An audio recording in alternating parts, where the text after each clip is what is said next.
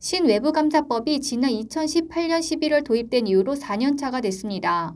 초기 시행부터 일선 현장에 있는 기업들의 입장을 반영하지 못했다며 강렬한 항의가 있었습니다.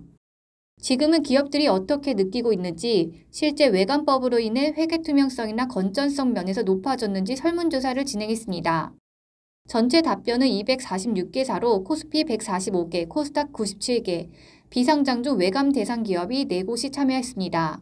이들 기업의 공통된 답변은 신외관법 시행 이후로 감사 비용이 급증했다고 대답했습니다. 감사 보수가 증가하지 않았다고 대답한 경우는 2곳에 불과해 사실상 모든 기업의 비용 부담이 급증했다는 것을 알 수 있었습니다. 하지만 효과는 없었습니다. 기업 관계자들은 감사 보수가 급증한 반면 감사 품질에 있어선 불만족하고 있는 것으로 나타났습니다. 기업들은 표준 감사 시간제로 개별 기업의 특수성을 고려하지 않고 있다면서 불만의 목소리를 높였습니다. 그 중에서도 기업들이 꼽은 가장 제도 개선이 필요한 부분은 내부 회계 관리 제도로 나타났습니다.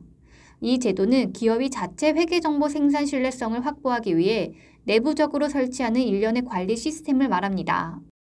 올해 초 오스템 임플란트의 횡령 사건 이후로 사회적으로 내부 통제에 대한 중요도가 한층 강화되는 분위기인 반면 기업들은 그렇지 않았습니다. 우선 내부 통제가 중요하다면서도 이를 감사 대상에 포함시킨다는 것에 불만이 많았습니다. 특히 업무의 가중도와 비용 처리에 있어서 규모가 작은 기업들은 여력이 없다는 목소리를 냈습니다.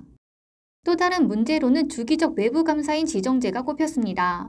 6년간 자율로 회계법인을 정하고 3년은 정부가 정해주는데 자율성이 사라지다 보니 나오는 부작용이 크다는 것입니다. 여기서 발생되는 비용은 물론 회계법인의 갑질도 수면 위로 올라오고 있습니다. 기업들은 신외관법 이후로 회계법인은 배가 불리는 반면 기업은 회계법인의 눈치 보기와 업무 강도만 강해졌다며 제도 개선에 대한 중요성을 강조하고 있습니다. 장경호 코스닥 협회장과 정우용 한국상장사협의회 정책부회장도 기업의 목소리에 동감했습니다.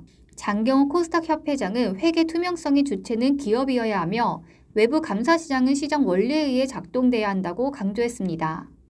정우용 정책부회장은 횡령은 회사의 자산을 탈취하는 범죄 행위로 사전적으로는 효율적 내부 통제를 예방하고 사후적으로는 회사와 외부 감사인의 감사 과정에서 적발을 통해 확인해야 한다고 강조했습니다.